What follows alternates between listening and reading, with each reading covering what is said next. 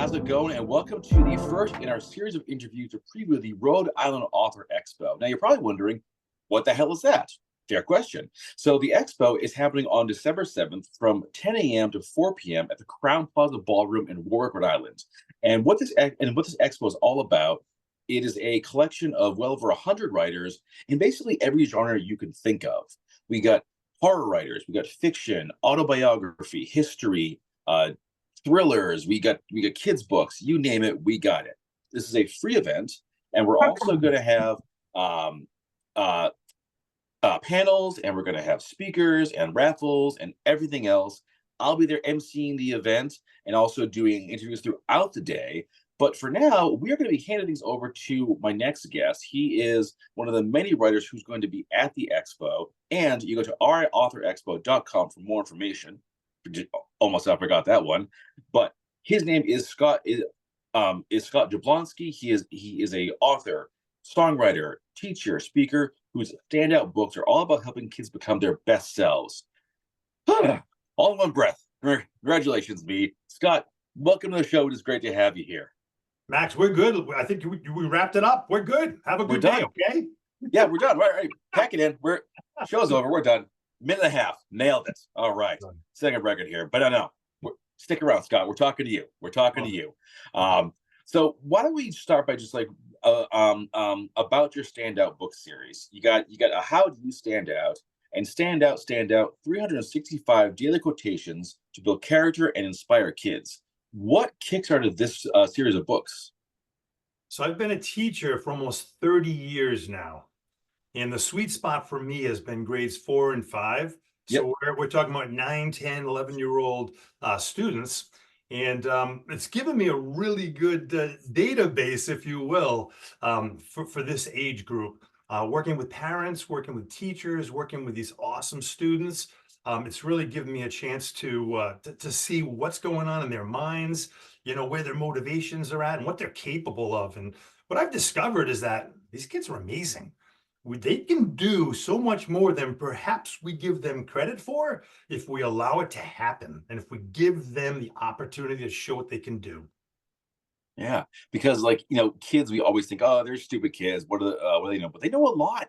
I mean, I just heard something in the news about this 12-year-old from Michigan who designed these I voted stickers, and it's just super jacked werewolf in front of the American flag. I thought, that's it. That's what America's all about. Cool. And he's 12. He's 12. Yeah. Seriously, the founding fathers should be ashamed of themselves. They didn't think about this. If you vote, you get werewolf swag. That's what it's all about. So kids can do a lot more. You got to give them credit. Tell me about writing the first book. What did you doing this? So the first book, How Do You Stand Out, is based on a song. So it's a song that I actually recorded and wrote 30 years ago, and I've modified over time. I've changed the lyrics. I've sweetened it up, made it a little tighter, and basically I just made it happen into a tune. I recorded the first draft in my own home studio, and the quality was, just okay. I said, we're going to bring in the big guns for this one. So it's based on a song, and the song then became the picture book. So I tried to offer the song as well as a visual modality. And then from there, we took it and made a video out of it as well. So if you go onto YouTube, you'll actually see the song, the music, lyric video, and it is the book. Awesome. What inspired this? What made you think, hey, I want to start doing these books and this music to kind of inspire kids? Was it one specific thing? So I've been writing songs and coming up with rhymes since I was 8 years old. And I can remember being with my friends after school playing kickball in the side road in the sandbank. And I'm coming up with these rhymes and these little ditties in my head. I'm just assuming everyone playing kickball right now, with their Chuck E. Tees and with their jeans on, they're all coming up with songs in their head too, right? Sometimes, sure. And years later, I discovered not really. They were thinking of other things, maybe dinner that night or, the sports game that was on over the weekend.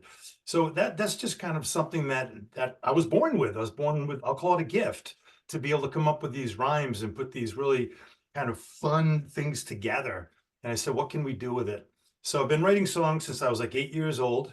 And being in the classroom, I always try to come up with ways to engage my students, get them motivated. And music works really well with kids, especially short, little, memorable, catchy tunes, which sometimes parents tell me, what are you doing to my kid? They're singing that at home. It's driving me crazy. I mean, it's this or the Baby Shark song. So, pick your poison, right? I'm kidding around, but it really does work with the kids, and they love to learn in this manner. So I use a lot of these kinds of songs with my students, and it inspires them. It inspires me Yeah. in return too. How do you inspire kids? Like, how do you get kids to kind of believe themselves? Mm. So I think it really all stems from just giving them the opportunity to show what they know and show what they do and let them be themselves. And kids naturally do that. The age group that I work with, they are who they are. And when they're younger, even more so. So they just kind of come in and do their thing, and what they think comes out of their mouth, and what they draw goes on the paper. And we do a lot of journaling right now, which is a powerful, powerful tool for kids to express themselves and their creativity. So go ahead. I was going to ask, how have you seen your kids express themselves? How have they sort of shown that they now like believe themselves a little more? Basically, just through their writing, through their connections, through their thoughts, how they're feeling that day. This reminds me of this book. This reminds me of my friend when this happened. This reminds me of a family trip we took. These memories are just kind of all stirred. So the quotation book, which is the second book that you had mentioned, I created a reflection journal as a companion piece to that over the summer. And the whole purpose of that was, all right, we want to expose these kids to these great, great positive quotes throughout history, because humans have been humans for forever. And, advice from Socrates and Confucius and Buddha and the Dalai Lama, this advice still rings true today for all of us, whether we're 8 or 80. So I try to show the kids these quotes, have them connect with it, have them think about it, and then express, what's going on in their minds on that particular moment in time. And what they come up with is just, it's unbelievable. It's amazing. I do want to ask about the quotes too, because I feel like picking like just 365 has got to be really hard because, like you said, lots of sources out there. So when you were like putting this book together, did you have a certain like mindset as to what kind of quotes you want? So yeah, so basically the quotes, the way this whole book was created, it's a spiral. So we actually spiral through the framework, the 8 daily habits, the 8 habits to do always. So if you look at January 1, we have a quotation that goes along with, strive for excellence.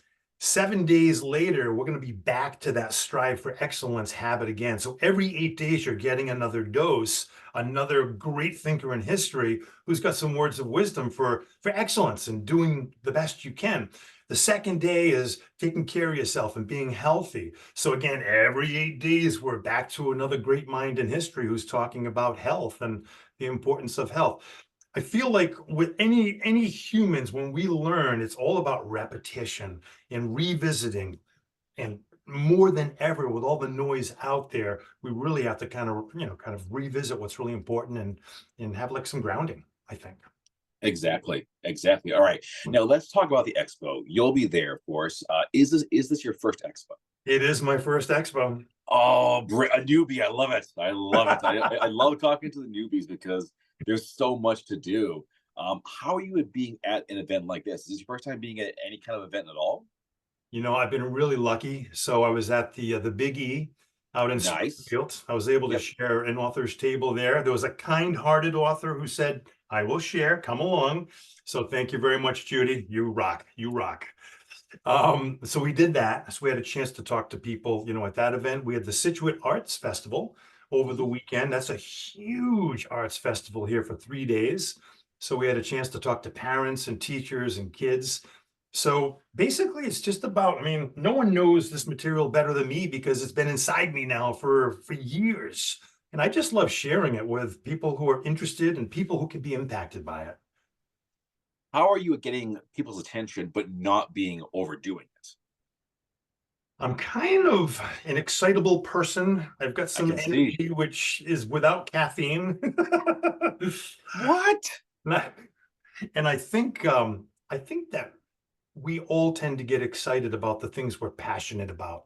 Hmm. So in my classroom, when I'm delivering instruction and we're talking about something that I'm really fired up about, that just comes out. And I think that's true of all humans. You're at a dinner party and you're talking about something that someone's passionate about. Boy, you know it because they let you know with their body language, with the excitement in their words and their enthusiasm. And we all have that. And we need to, I think, mine that out of all people, but really kids. How do we get them fired up about what they love to do and then do something with it? Yeah. All right. The big question is, what is your elevator pitch? You got like one sentence here. What do you say? My elevator pitch is that we have all literally been born with natural gifts and talents, Hmm. and we got to find out what they are. And we know, I was talking about before the songs and the rhyming in my head and music and all. We all have that. So the question is, how do we develop it? And then how do we share it? Because people love watching people who are passionate about something. We love watching excellence in action. It inspires us to do something like that within ourselves. So all of my material is meant for parents, teachers, grandparents to be shared with kids to really explore these possibilities and develop these habits. Yeah. And I like the fact that you are like ready for this. You got your banners on both sides. You got like your cutout over there. I've seen your site. You got all kinds of cool merch. So when you decided, okay, this is what I'm going to do. I'm going to write these books and make this music. Did you look at it as a new career?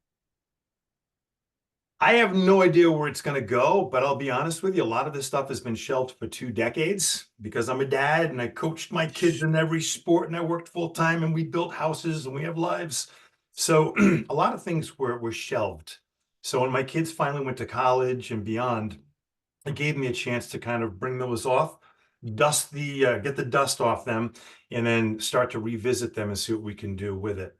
So Wow. I've loved the process of creating these books. It's been a journey. I learned how to do it with a course online, and I've got a lot of ideas for a lot more books to support this and other things outside of this framework as well.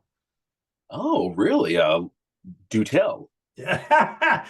So again, I'm a songwriter and I've got a lot of manuscripts ready to rock and roll. They're all supposed to be entertaining and fun and shared. So in the end, it's all about somehow impacting people. I think Disney framed the word edutainment. Everything Yes. I do is about education at some level and also having fun at some level. And without it being fun, I don't want to create it because it's not fun for me. But you asked Exactly. about could Yeah. it be another career? I have no idea where this can go, in all honesty. Maybe it ends in my office, or maybe there's an impact. I would love the whole thing for me is not fame at all. It's about impact. How can we impact other people? How can we share what we have with other people so they can use it in a productive way? So What that's do you hope your impact is? I hope my impact is whatever comes into this brain and comes out of my voice and comes out of my books and all. I hope that people find something in that material that inspires them to go do something good and perhaps inspire someone else. We call that the dominoes effect, right? And you Mhm. don't have to be a certain age to do that. I mean, people are inspiring people at all ages right now. Exactly, exactly. All right, so we're coming down to the end of this conversation, folks. But I do want to ask a few more questions. So I know, among other things, you do like visits, you do like speaking sessions, talking to schools and students.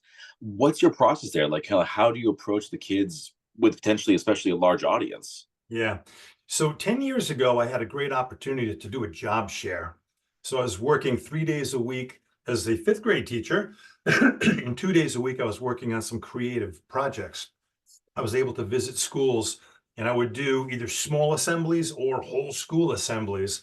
And again, the mission was the same, Max. It was all about standing out. So lots of fun, lots of interaction with kids, getting kids to participate on stage with me, but really, I'll tell you why I kind of walked away from that is the word impact again, because I felt like my impact was kind of like a one and done deal. They were fired up in the moment, but I was driving home from these events saying, how do we keep the momentum going? We needed a framework that could have more resources to support it, maybe on a school-wide issue or district-wide platform where it could be used on a daily basis, weekly basis, monthly basis to keep that momentum going. I like that thinking too, because especially with these assemblies, you're right. It is one and done. It's like the kids go there and they're off to the next class or what have you. So sometimes it's just like out of their heads immediately. So you gotta like keep it there. Right, right, exactly. And I wanted more than that. I loved the moment. It was fun to do all of that and be with the kids and be with the teachers. But again, it's about the impact. What can we do to help them keep this momentum going forward? And that's where the books come in. The books come in, the posters. I've got posters for classroom walls, for bedroom walls, for playroom walls, bookmarks for the kids. It's all about how can we have these resources within reach for the kids so they're exposed to this all the time. Okay. As an educator, I mean, obviously there is a need for this kind of thing, but in your work, do you see that there's a real like critical need for this kind of thing just within like a regular school framework? I think in society right now, technology has really changed the way we interact with one another on a family level, in a classroom level, and just in a community level as well. COVID really upset things in a big way. And one of the two good things came out of COVID, if we can even say that. Number one, we saw that we can use technology to serve some functions and some purposes. Another thing is we realize that it is not the end all. We need human interaction. We need humans to be with humans because we are social creatures. So technology is not the answer. It's a tool, a powerful tool, getting more powerful daily. But humans, we need each other. We need to be with each other. Exactly, exactly. Like you and I are here talking through our phones, basically. So yes, it does work. It has a purpose, but yeah, there is that in person aspect too. That like you said, that connection with people. Um, do you have any methods for how you connect with the kids? How you sort of reach them on their level? Yeah, so really just paying attention to them. Again, they will Mhm. show you who they are through their actions, through their word, through their work, through their interactions with other kids, through the work they do. Their voice and their personality emerges. And I always start off my school year with a sheet which asks them to tell me about them, like specifically what makes you tick. What are you fired up about? What do you love to do in your spare time? How can you help others? How do you like to learn? So that kind of introduces the whole process. And then we just, by working with people, especially in an elementary classroom, you're with them all day long. So you really get to know these kids um, in a very intense level. And that's how by spending time with one another, you get to know who these people are and what really drives them. All right. Well, Scott, thank you so much for joining me. I really appreciate this, and definitely looking forward to meeting you in person here at the expo. Which, one more time, folks, Saturday, December 7th, 10 a.m., 4 p.m., Crown Plaza Ballroom in Warwick, Rhode Island. And if you want to learn more about the writer, it is Scott Jablonski, Jablonski.com. Everything is there. You can get his books. You can check out his music, everything. And if you're liking what you're hearing, oh, go meet the man. He'll be right there at the expo. You can find him very easily by just looking for the signs there. And Scott, thank you so much for doing this. It's been an absolute blast, and I look forward to meeting you in person. Max, thanks so much, man. I checked out some of your podcasts and your interviews. You do an awesome job with those. And I'll tell you what, if I can kind of push it a little bit, Go for it. I have a lot of music on my website. I would love to come back, see you again, and discuss the music. Done. We'll make it happen. Until Awesome. then, Scott, I will see you at the expo. Love it, Max. Take care. Enjoy your weekend. Thank you so And you much. too. Thank And you, and, bud. and for the folks at home, if you want to follow the show, it is Facebook, Citywide Blackout, Twitter, Instagram, Citywide Max. Again, riauthorexpo.com. And I'll see you all next time.